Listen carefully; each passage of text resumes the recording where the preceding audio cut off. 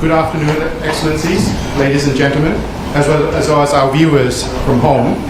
Welcome to the Foreign Correspondents Club of Thailand, or the FCCT. My name is Panu Omchawung, and I'm a senior correspondent for Reuters and the president of the FCCT. We are honored today to be welcoming Australian Foreign Minister, Senator the Honourable Penny Wong, to our club. The FCCT, which turned 66 this year, is the oldest press club in Southeast Asia and one of several prominent press clubs in Asia. We pride ourselves on being a home to members of the press, both international and domestic, and as a group, we work hard in upholding the standard of journalism and free speech, as well as keeping our community up to date with current affairs. So it is quite a privilege for us that we have the Australian Foreign Minister Penny Wong here today as part of her first official visit to Bangkok since coming to office in May. The Minister appears to have been busy boosting Australia's engagement in Southeast Asia at a time when great power rivalry continues to intensify in this neighborhood and the rule-based global order comes under more scrutiny in light of the Russian-Ukraine war.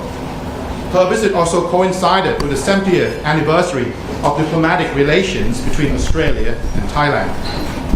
So without further ado, the club is proud to host a conversation between Foreign Minister Penny Wong and eminent Thai academic Professor Thitinan Prongsuthirath, the director of the Institute of Security and International Studies from Chulalongkorn University.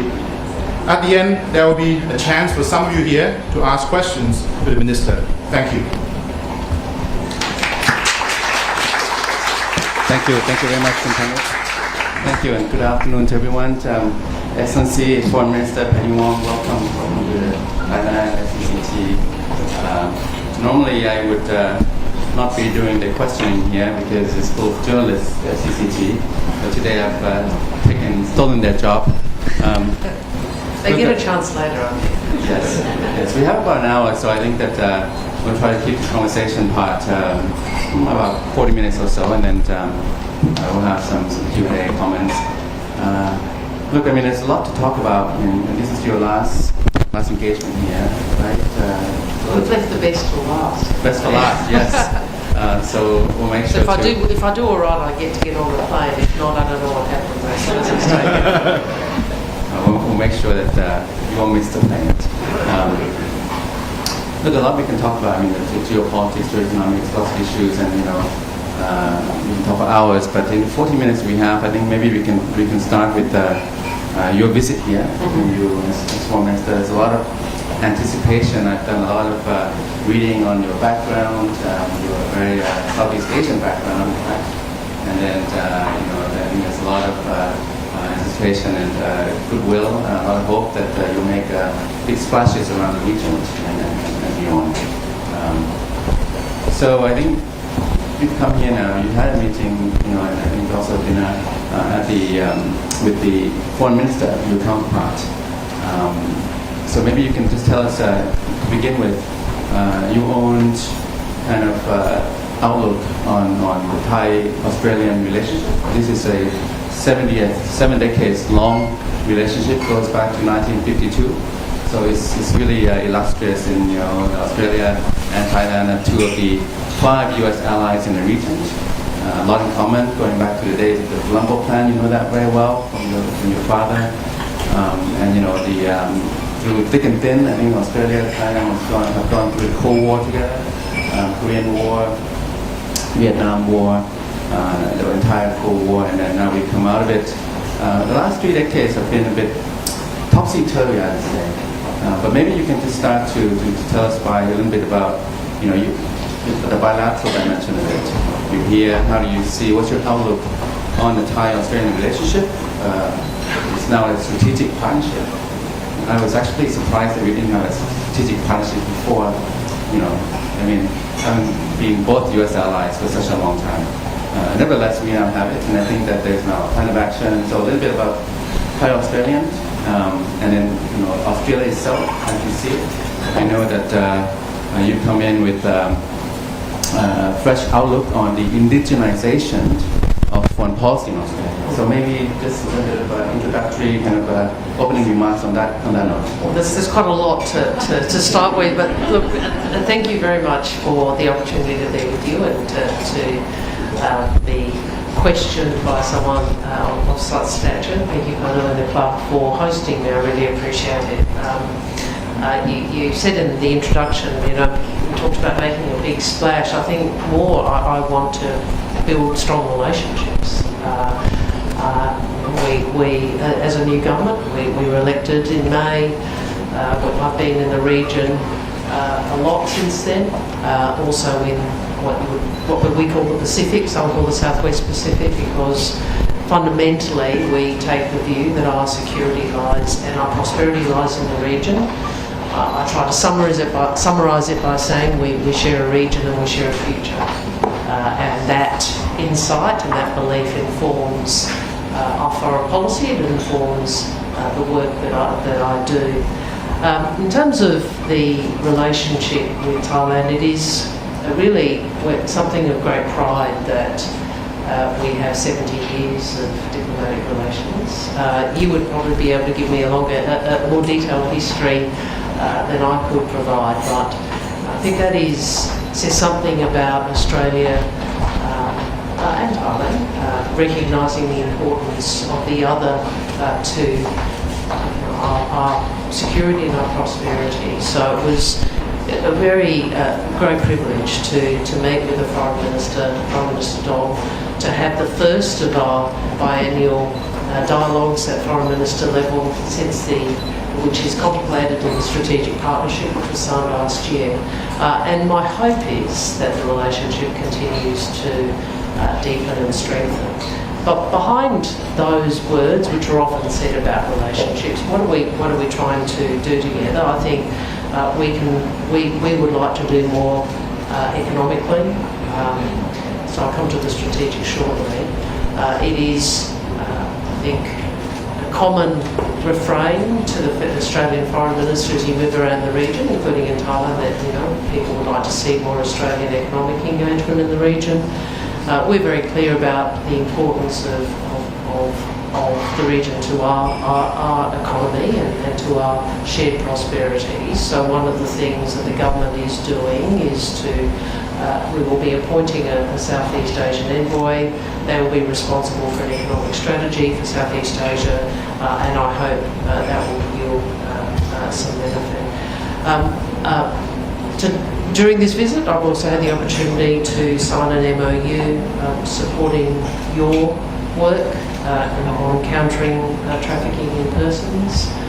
There's a reprehensible breach of human rights, something we have to work on together. I'm really pleased that we had the opportunity to meet with your Justice Minister and also the Deputy Prime Minister and sign that agreement. So my hope is, if I come back soon, which I intend to, that we would have progressed the plan of action under the strategic partnership, that we'd be cooperating on more. But I also hope we can have a dialogue about what is happening in the region, and we can come to that if you like. We live in a time where there is a lot of change in the world and in the region, and middle powers like Australia and Thailand, whatever our different views and different perspectives, I think we do share certain interests. We share interests which are around what sort of region we want to live in. We share interests. We share an interest in working together to ensure a region that is peaceful, that is stable, that is prosperous, and I would say a region which respects international law and norms. Okay, thank you very much. You mentioned the region and the world, so maybe we'll take a little tour around the region. I mean, it's a very different region. This is in fact the APEC month for Bangkok. We have the APEC summit here. And APEC began in the late 1980s. I think Australia was instrumental as a driver of APEC back in 1989, late 1980s. It was a time of high prosperity at that time. Double-digit growth in Thailand. And then also it began the APEC, in 1992, I remember there was APEC summit here in Bangkok as well. So the last 30 years, a lot has happened in the region. APEC itself, the Asia Pacific with the hyphen, has been supplanted by the Indo-Pacific. in many ways. And APEC, a little bit less on the trade liberalization now, I think the orientation of it. So that's a kind of symptomatic, I think, of the region kind of changing. And, you look around on the geopolitics side, you have three divisive issues for us around here in ASEAN, Southeast Asia. You have the US-China rivaling competition, as you know, and it's intensifying. I think the President Xi Jinping's third term, maybe indefinitely, is likely to further reinforce that polarization, that tension. And then you have the Russian Russian invasion of Ukraine, Myanmar military coup on February 1st last year, and the civil war. So these issues, it means that ASEAN, Southeast Asia now do not see eye to eye on these key issues. So on the Russian aggression, Vietnam and Laos have abstained in the UN resolutions. Thailand also most recently. On Myanmar, one side is, as you know, Philippines, Indonesia, Singapore, Malaysia. On the other side, the rest. And then on the US-China, also kind of divided.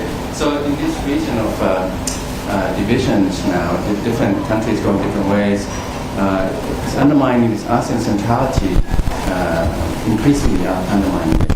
You talked a lot about the ASEAN centrality, the ASEAN-led mechanisms and institutions, and you really kind of see the ASEAN outlook in the Indo-Pacific. ASEAN is still the main player, the mediator in the region. You still see it that way? I mean, I see ASEAN as kind of a bridge and a buffer and a broker, but that role is being eroded by these larger forces at play and in play.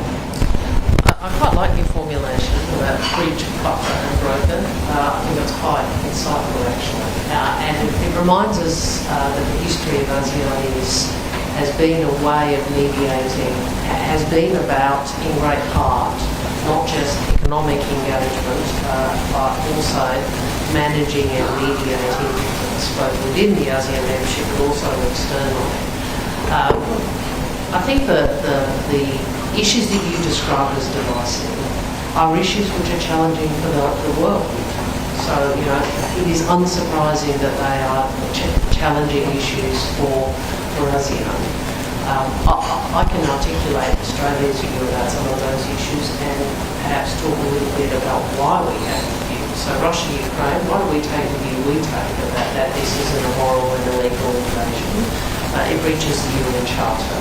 As a legal power, we have a very clear view that we are protected, all of us, by the principle that a nation's territorial sovereignty shall not be abrogated.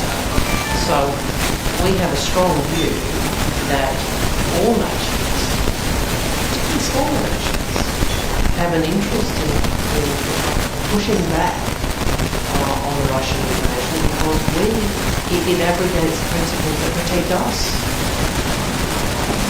That's why we have an interest. On US-China, I was at the Pacific Island Forum in Fiji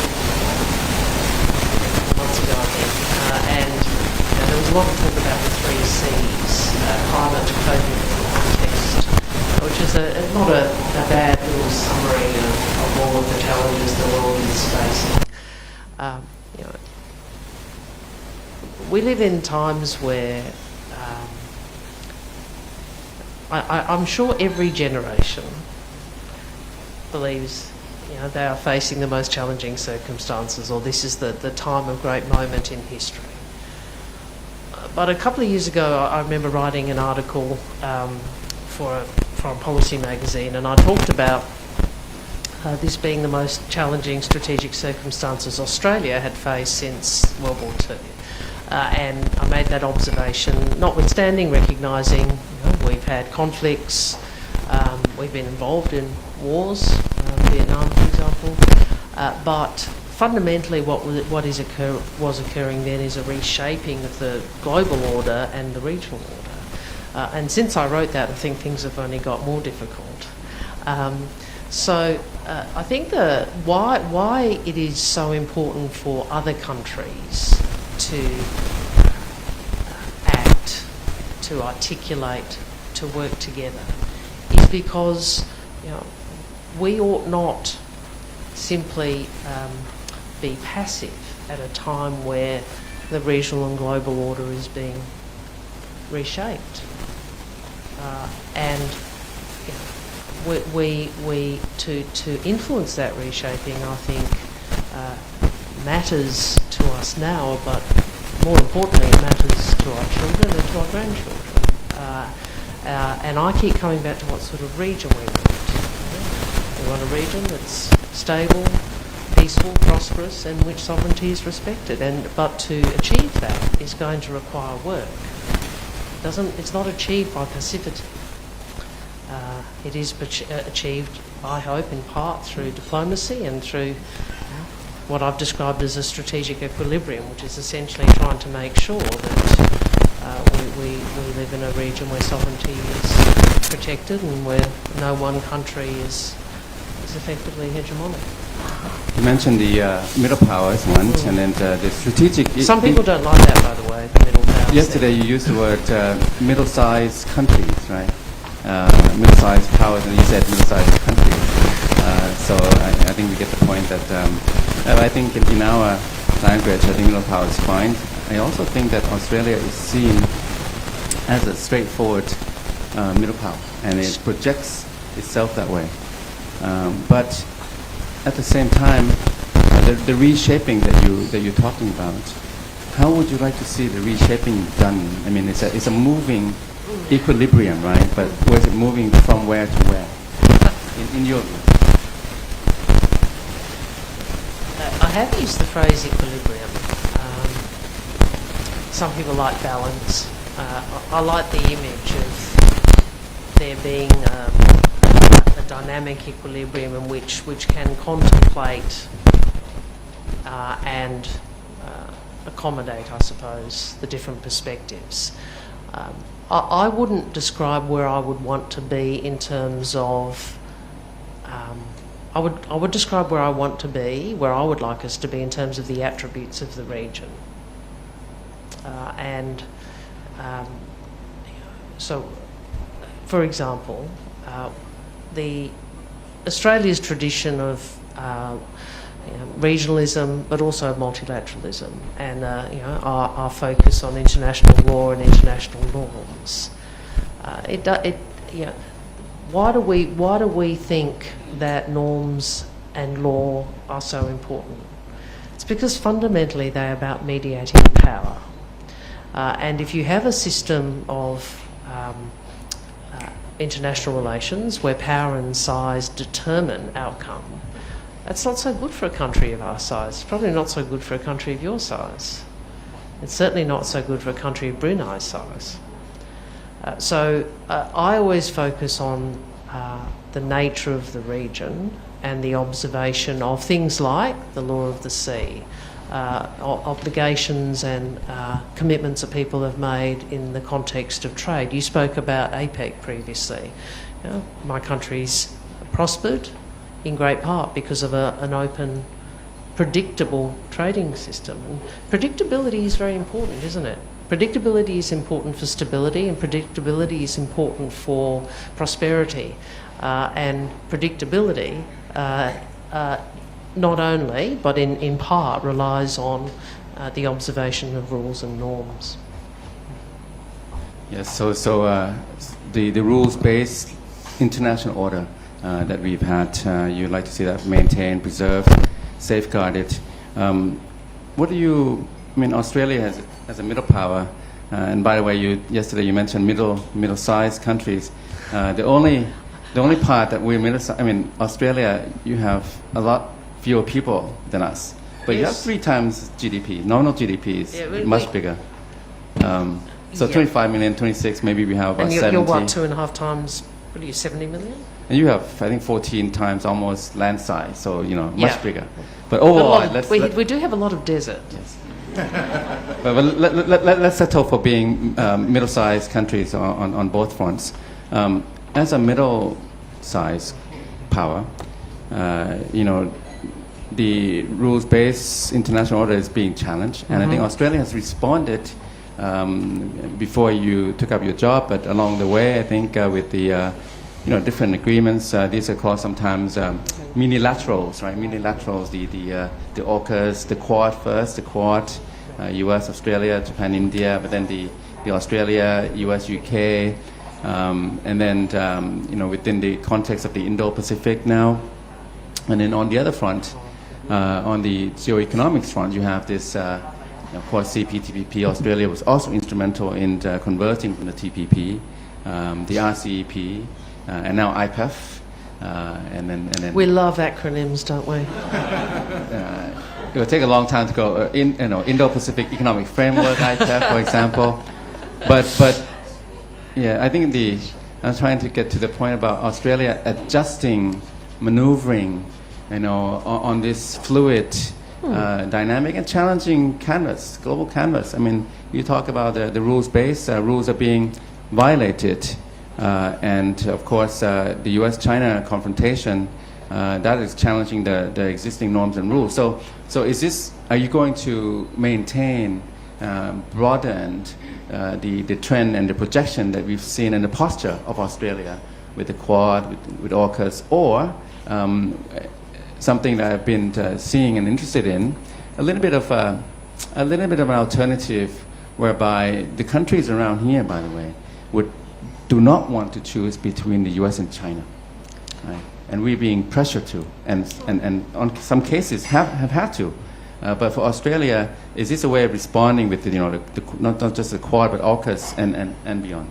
Well, I think the Quad and AUKUS are both expressions of us working with others for the sort of region and world we want. And whenever people say to me, we don't want to have to choose, I'm saying, fair enough. We're a US ally,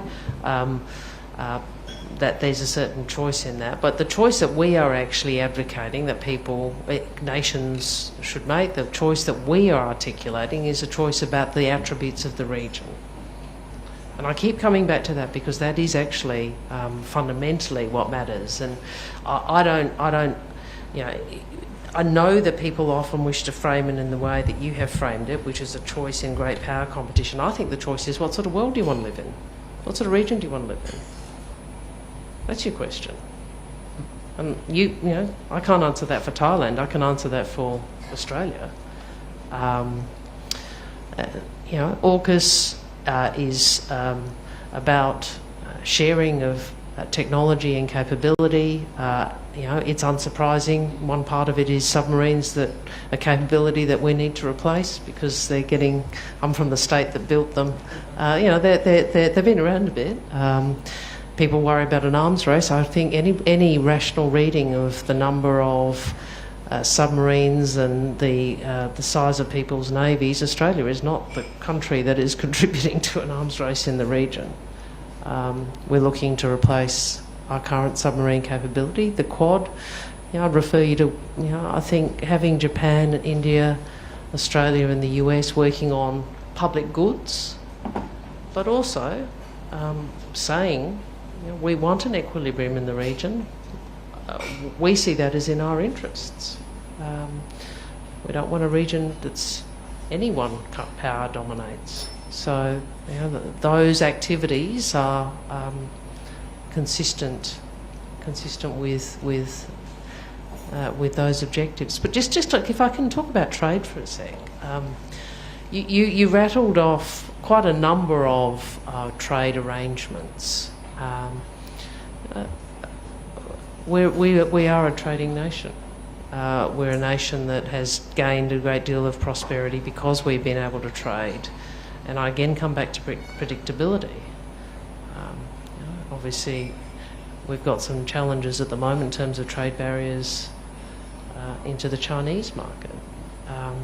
We want a world where all nations can engage in trade on the basis of predictable rules.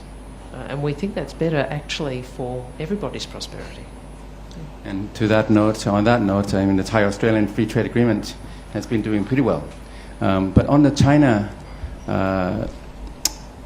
situation, this is the most consequential relationship, I think, for all of the ASEAN countries, including Thailand, particularly Thailand.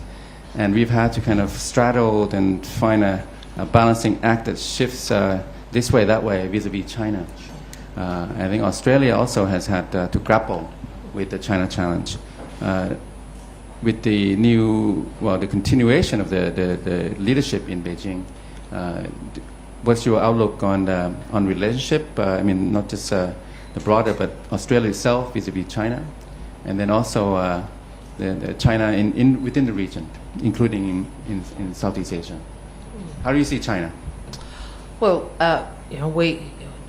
China.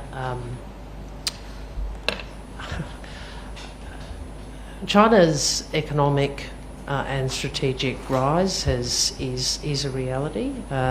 China's economic progress has pulled an enormous number of people, a large proportion of humanity, out of poverty, and that is an extraordinary achievement. We obviously would continue to encourage China to be a responsible global power. And in terms of our relationship with them, the way I have described it, and I've had the benefit of meeting with Foreign Minister Wang Yi twice now since the election, is that we would hope that the relationship can be stabilised. I've put the view publicly that we think it's in both countries' interests for the relationship to be stabilised. Okay. On the other side, you mentioned predictability and maybe also reliability. We also have to deal with the U.S. Thailand's a U.S. treaty ally, and Thailand's had this kind of very difficult balancing point. The line between U.S. and China, I think, has been tilting this way, that way, and now maybe a little bit back towards the U.S. just relatively, because during the COVID period, I think China has fallen a little bit behind on international diplomacy. And the U.S. has been a little bit more assertive with the Indo-Pacific strategy. But the U.S., for countries around here sometimes, they come across, Washington comes across as not so reliable.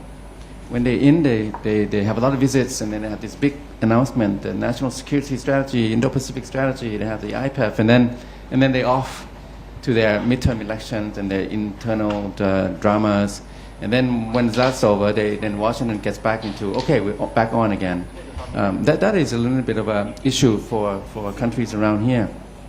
How do you see the U.S. role in the region, not just Southeast Asia, but broader Asia? Look, we welcomed the engagement by the Biden administration in the region, within the ASEAN region, but also within the Southwest Pacific.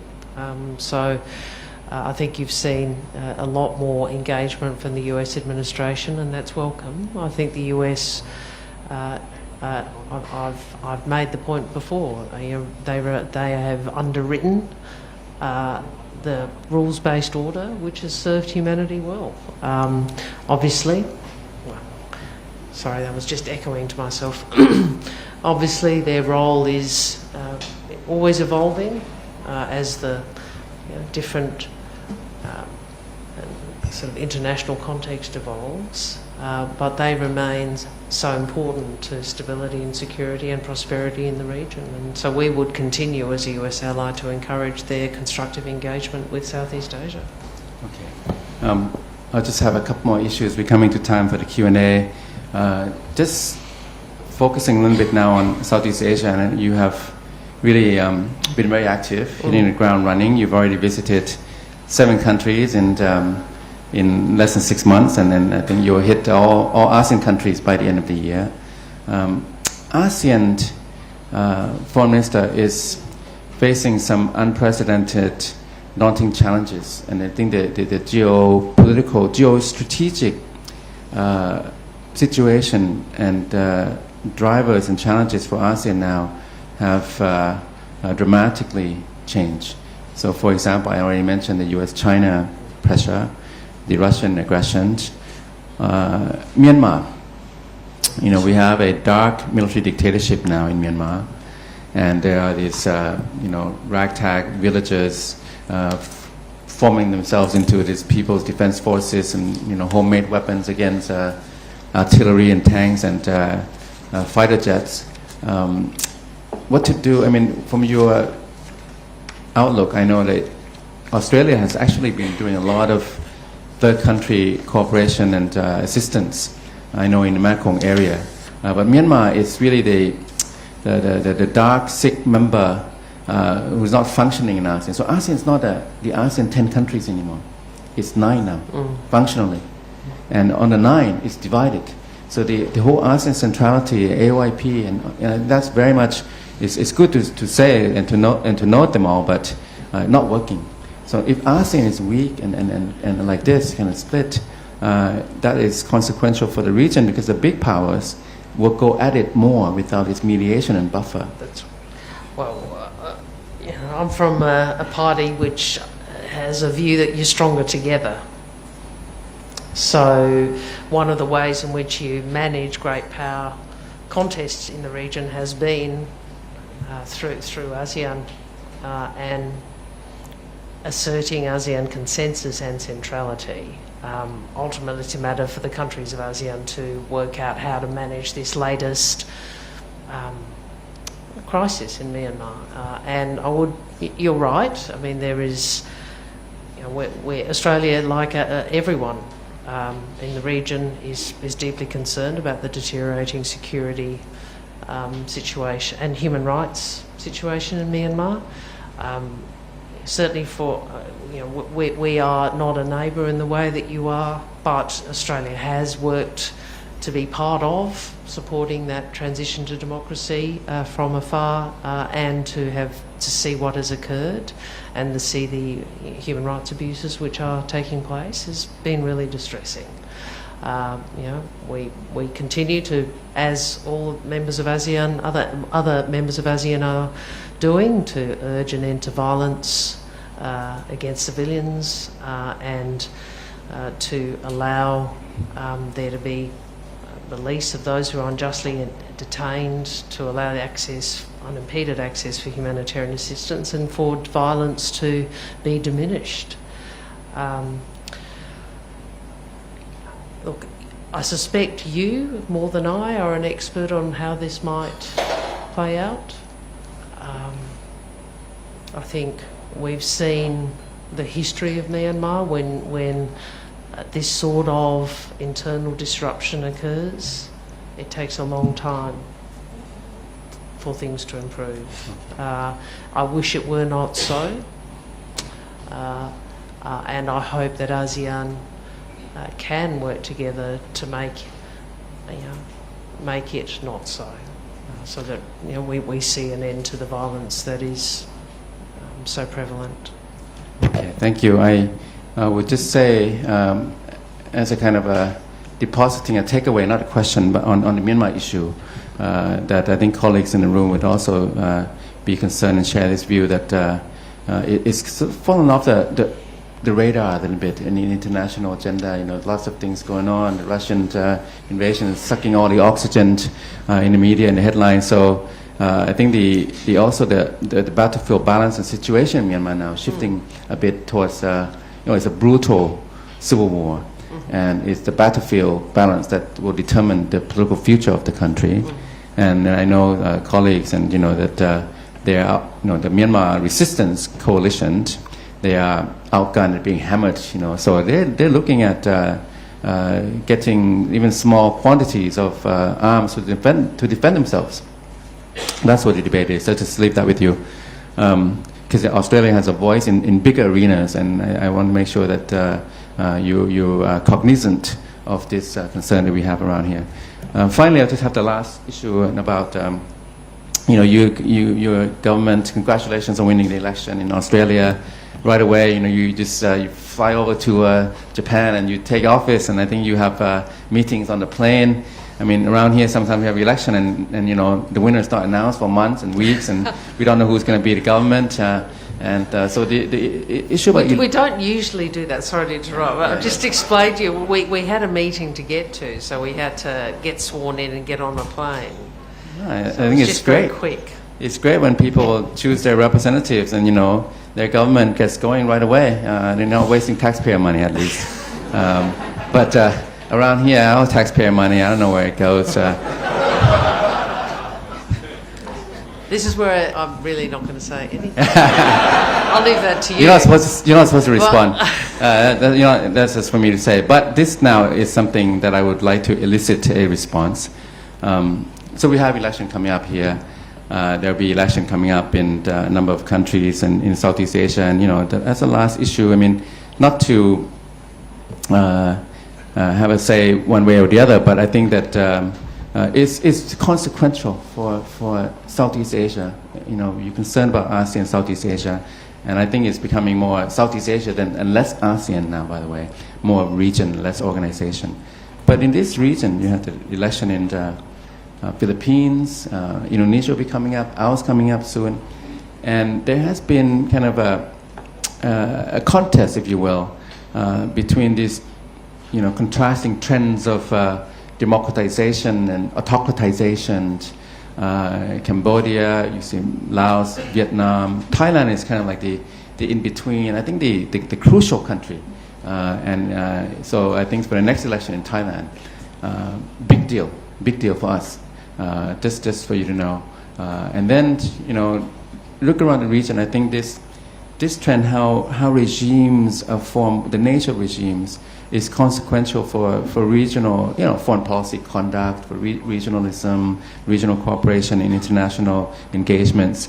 And on this note, I'm just thinking, what would be the Australian government's or Australian Ministry of Trade and Foreign Affairs and Trade outlook on this contrast, let's say, not contest, let's say contrast between these different types of regimes, and what would be good? You have any view, any take on observations on our different situations in Southeast Asia and in these contrasts? Well, first, obviously, how countries choose to deal with their domestic politics is a matter for them. But I would make a more principled set of observations rather than a specific set of observations about any one country. We are a democracy. We have a belief in the benefits of democracy and democratic processes, and that is, we have an interest in and have values around democracy and democratic rights. We believe in the primacy of human rights, that they are universal principles, and that humanity is bettered by the observation of human rights principles. I often, the 1930s reminds us of what the globe looks like when we don't apply universal principles. So those are deeply held philosophical beliefs, and they are deeply held values, not just of Australia, the Australian government, but the Australian people. So we will articulate those here and around the world. And those, they also inform, I think you and I talked about this when in the green room, it's not really green, inform why we are working as a government to progress reconciliation with our Indigenous Australians, with our First Nations peoples, because if we have a belief in human rights as we do, we have to observe those in how we deal with right the wrongs of the past and look to the next chapter of a stronger and more united Australia. So these are views we have domestically, internationally, and that they derive from who we are. Thank you very much. I think you've given us a good perspective on where you stand, where Australia stands, the mix between values and interests and all the different geopolitical, geo-economic issues. So now maybe we can feel some questions, comments? This has been so easy so far. I'll wait for the next part. So we have room for a few questions. So the thing is, just put your hands up, and I'll point out you, and then the microphone will come to you.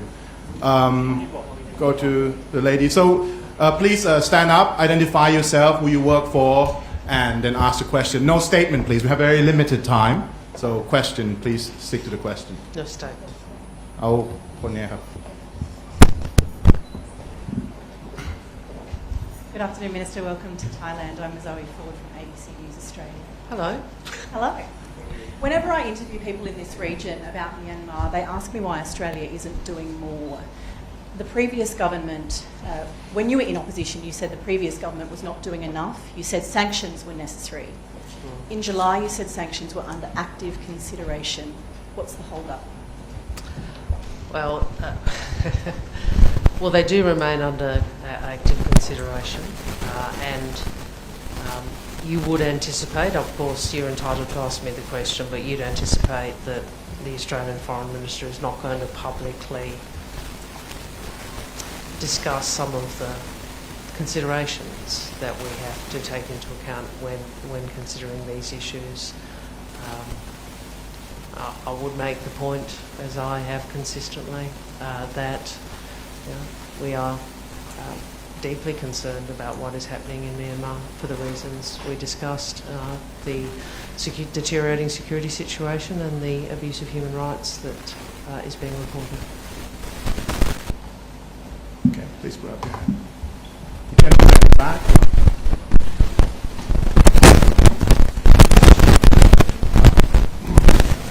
Michael Hayes, I'm a freelance reporter. There's been stories in the Australian media about basing B-52s in Australia. Is this a done deal, and if so, when do they arrive in Darwin? We do have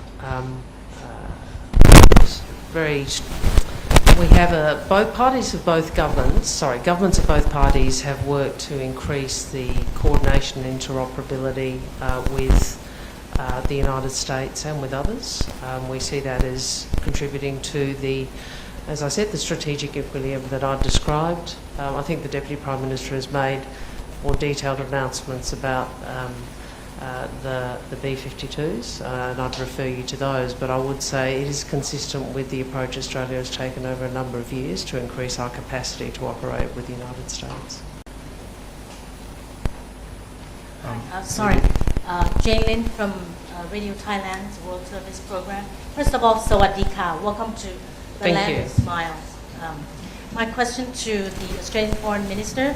You mentioned just now about the trade barrier with China. So since Chinese Premier Xi Jinping had clinched the third term as the head of the CCP, and he's reportedly surrounded by loyalists or the yes men.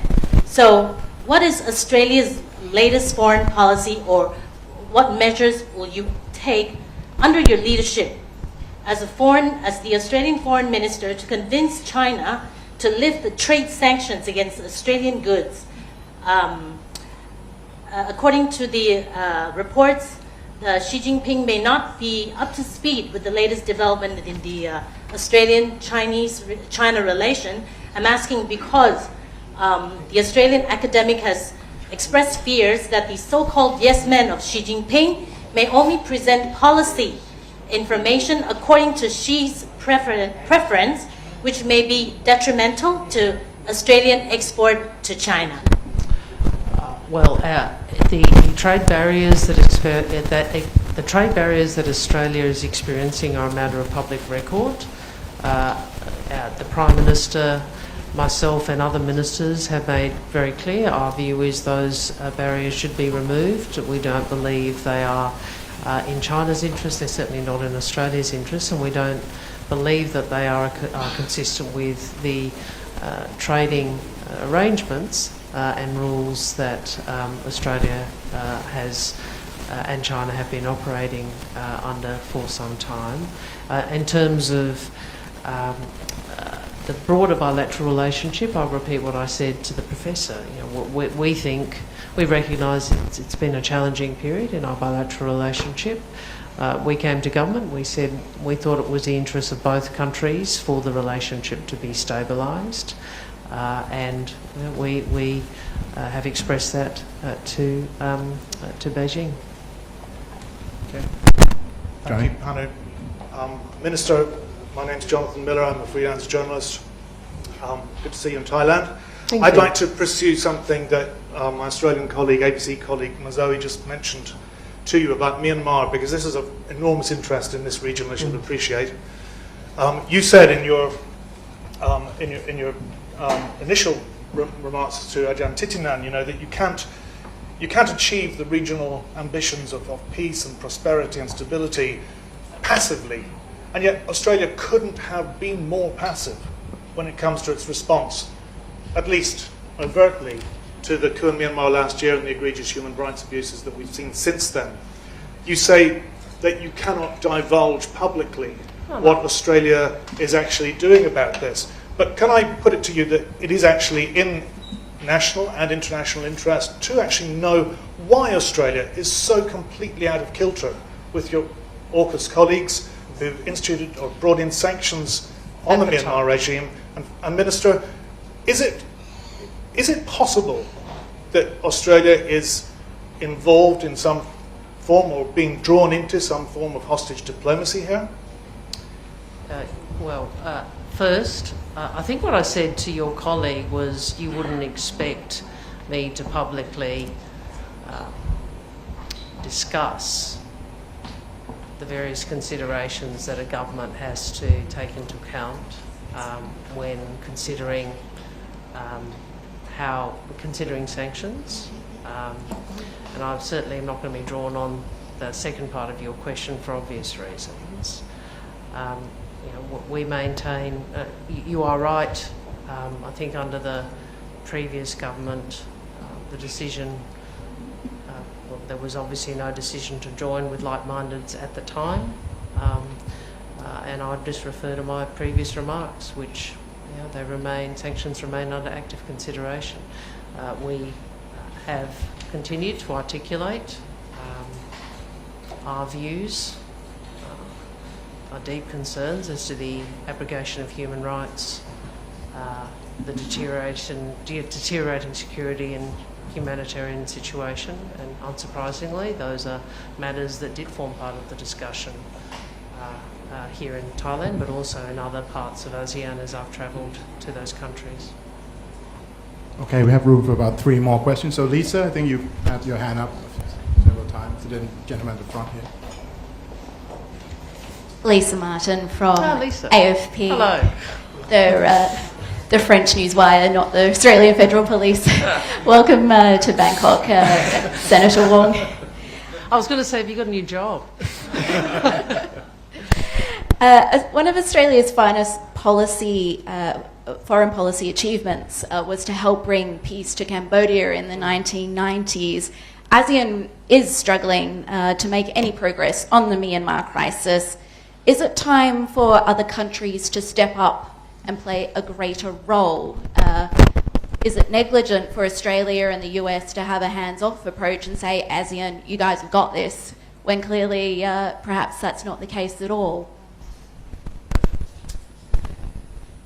It's yes, you're right. The bringing peace to Cambodia was, I think, one of the finest moments in Australian foreign policy.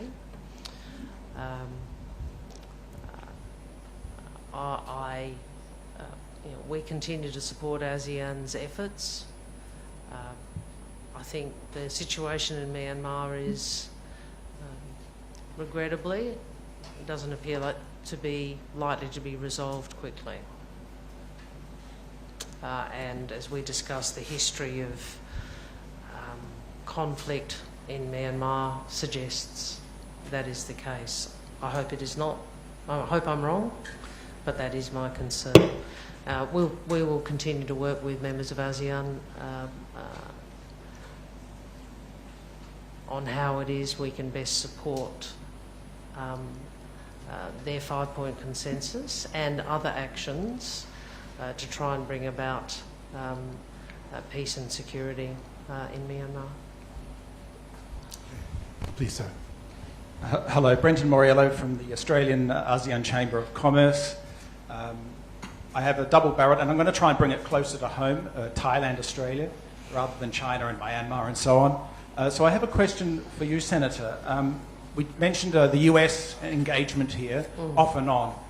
I've been here nearly 30 years. I've seen the swings in Australia's engagement as well. What could you do to assure us of the continuity and consistency of Australia's approach to Thailand and engagement with Thailand? Because it could be said, going back to 92, the last 20 years' engagement perhaps has not been as consequential as the previous 20 years prior to that. And also for Professor Tidjana, I do enjoy our conversations, by the way, whenever we get together. I have a question for you. We also mentioned about being vocal and stating a position for a country. Is it time for Thailand to give way and give up its bamboo diplomacy, its swings and roundabouts, and actually make a statement where we stand? And I speak as a Thai citizen when I ask that question. Thank you. So the first question is to me about Correct. continuity. Well, I can only speak for the government of Australia and say we see Thailand as a very important partner. That's why I'm here. We see Southeast Asia, so ASEAN members and ASEAN as entity, both, as central to the region in which we live, and we see engagement with all ASEAN members and ASEAN as entity as central to Australia's security and prosperity. So that is the approach we are taking. So it's a consistency that isn't just that we like Thailand, it's a consistency that is around how we see our shared interests. Well, I'm going to leave bamboo to you. Yeah, thank you very much. But I'm going to yield the floor to the audience, and I'll maybe say a couple of words at the end because my answer is insignificant, inconsequential. The Foreign Minister is here, so the next question. 3 more questions. 3 more, please. Okay. So please, and then Gwen, and then Guang at the back. Thank you very much and good afternoon. My name is Vanessa Johansson. I work for an NGO focused on Myanmar. Tens of thousands of people have fled Myanmar since the crisis in February 2021, and Australia has offered a very, very limited number of humanitarian visas and very, very limited amount of asylum to those people. What more can Australia do to offer asylum to the tens of thousands of people fleeing for their lives from Myanmar? Thank you. Well, I understand we have for many years resettled Myanmar nationals through our humanitarian program. Our program is obviously offered around the world. For example, we have quite a lengthy, we have a lot of people from Afghanistan who are seeking to access the humanitarian program. But we are open to people who are in need of humanitarian assistance applying to Australia from around the region. People who have suffered human rights abuses or are being persecuted. Second last. Hi, Senator Gwen Robinson from UK Asia, based in Bangkok. Welcome to the club. Thank you. You've recently had Prime Minister Kishida of Japan in Australia, and the Japan relationship for Australia has been a very important one, under a bit of stress on the security front over the submarines issue some years ago. And you've clearly signalled you want to build it up very well now. But everything you said about Australia's position in the region applies tenfold to Japan. And you have involvement also through the Quad, etc. Would you like to see Japan more involved as well for all these issues you've been asked about. What about Japan or Myanmar, Yeah, I think- ASEAN, etc.? Thank you. Look, Japan is a really important partner. We have a special strategic partnership with Japan, and it is a relationship that both countries are investing in a great deal on the strategic front, but also economically. We're obviously a principal supplier of their energy needs. We were really pleased to go to Tokyo as the first action, really, essentially, of the new government for the Quad meeting, hosting the Quad meeting, and the Prime Minister Albanese was very pleased to host Prime Minister Kishida and to make a series of announcements, including a deepening of defence cooperation. I think Japan is a very important partner for the region, and when we talk about the strategic equilibrium that we believe is necessary for the sort of region we want, I think Japan is essential to that. Okay, last question. Thank you very much. Guang from Reuters. Just a quick question on Sean Turnell. Are there any effort to bring him home? And also, is there any negotiation going on at the moment? Thank you very much. Professor Turnell is our first priority, is our top priority. And I have publicly indicated that we reject the findings of the court against Professor Turnell. Thank you very much, Minister. Jan Thitinan, you want to say something quickly while we're wrapping this up? Very quickly, I mean, first we'll have to save this for the next drink. Brenton, about the bamboo, I think is not bending smartly and reading the wind wrong. And then, I was just going to say, I want to thank the Minister for being candid and wide-ranging. I think I also want to apologize to the embassy staff. I think I might have thrown you a tough ball or two, but that's the way it goes. That's why I think they took a risk having me here. I just say, you can see, Minister, Myanmar is a big issue. It's a big deal around here. Most of the questions about Myanmar. Thailand is also a big deal. But, it's relative. We have a lot of issues here. And so next time you come, we can talk more about that. I know that we're not supposed to talk a lot about domestic politics, but you can also sense that domestic politics does drive and inform and is consequential for foreign policy conduct and foreign relations. I'll just say that, I think really we're looking forward to your ministership, your tenure and time, and I think you'll be coming back before long. Thank you very much for sharing your candid views with us. Thank you. Thanks, everyone. And before we leave, do you mind having a quick photo taken in front? Thank you, both of you. And thank you, everyone. Please tune into our future events. Exactly. No, it's good. I think you made that public private. Okay. Where are we doing this? On the front.